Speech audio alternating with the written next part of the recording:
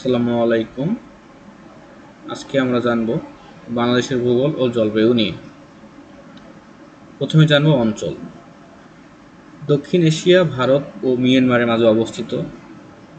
বাংলাদেশের পশ্চিমে আছে ভারতের পশ্চিমবঙ্গ, উত্তরে আছে ভারতের পশ্চিমবঙ্গ, আসাম, মেঘালয়, পূর্বে আছে ভারতের আসাম, ত্রিপুরা, মিজোরাম, মিয়ানমার, দক্ষিণে আছে বঙ্গোপসাগর।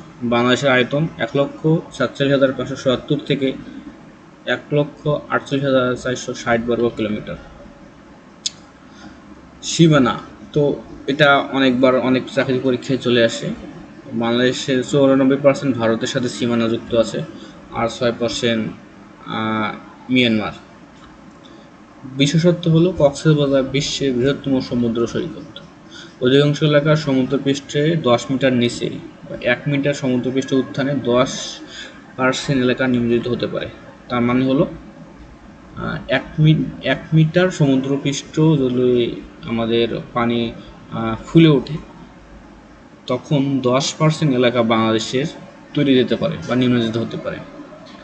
বিশেষ অঞ্চল হলো সুন্দরবন। সুন্দরবন হলো বিশ্বের বৃহত্তম ম্যানগ্রোভ বন, যেখানে রয়্যাল বেঙ্গল টাইগার পাওয়া যায় এবং চিত্রল হরিণ এর আবাসস্থল। বাংলাদেশের ভূগত সীমানা ১২ নটিক্যাল মাইল। অর্থনৈতিক সমুদ্র সীমা ২০০ নটিক্যাল মাইল। বাংলাদেশ অবশ্যই মুসলিম প্রধান দেশ, প্রায় ৮৮% মুসলিম, হিন্দু আছে ১১%। পৃথিবীর বৃহত্তম বদ্বীপ গঙ্গা, ব্রহ্মপুত্র, মেঘনা বদ্বীপ।